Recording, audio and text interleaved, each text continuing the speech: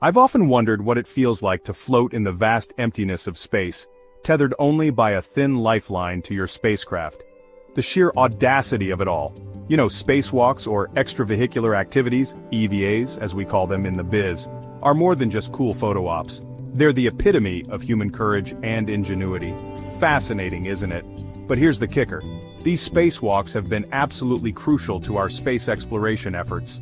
From repairing satellites to building the International Space Station, EVAs have allowed us to extend our reach far beyond the confines of our spacecraft. In the next few minutes, we're going to take a whirlwind tour through the awe-inspiring history of spacewalks.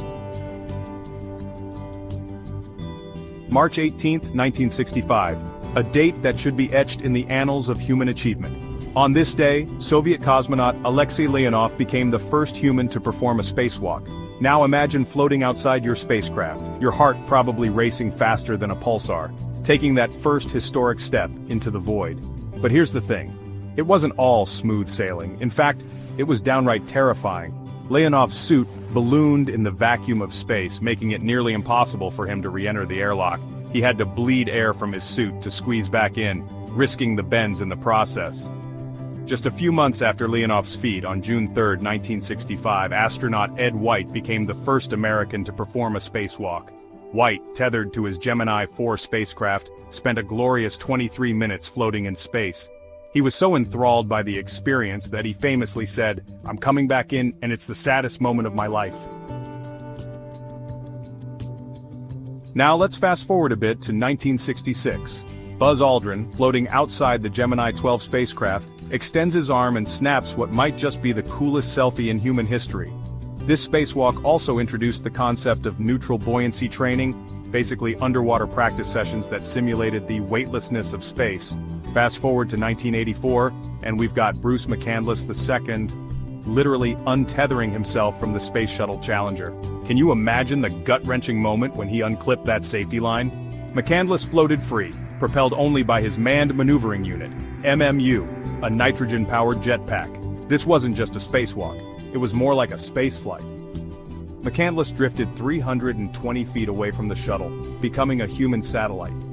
The image of him floating alone against the backdrop of Earth is one of the most iconic in space history.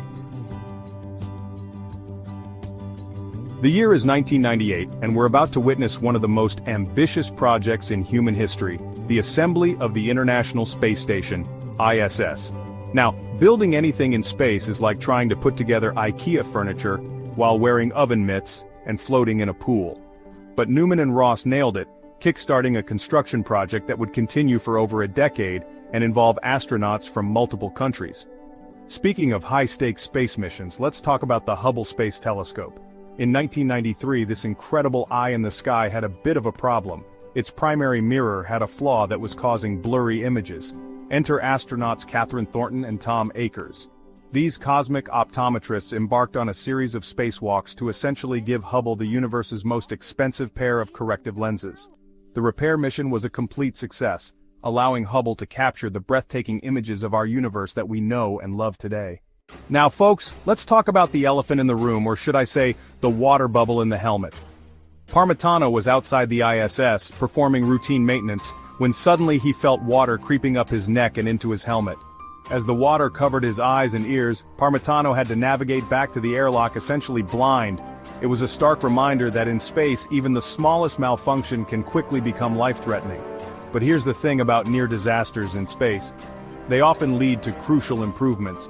We're on the cusp of a new era in spacewalking thanks to NASA's Artemis program. The goal? To return humans to the moon and eventually send them to Mars.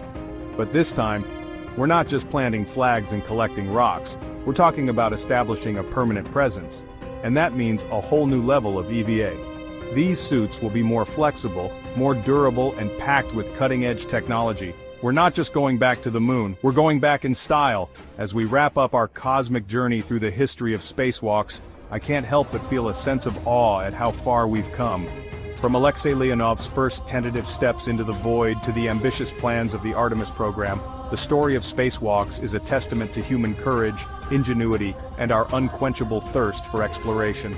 As we look to the future, the prospects are truly exciting.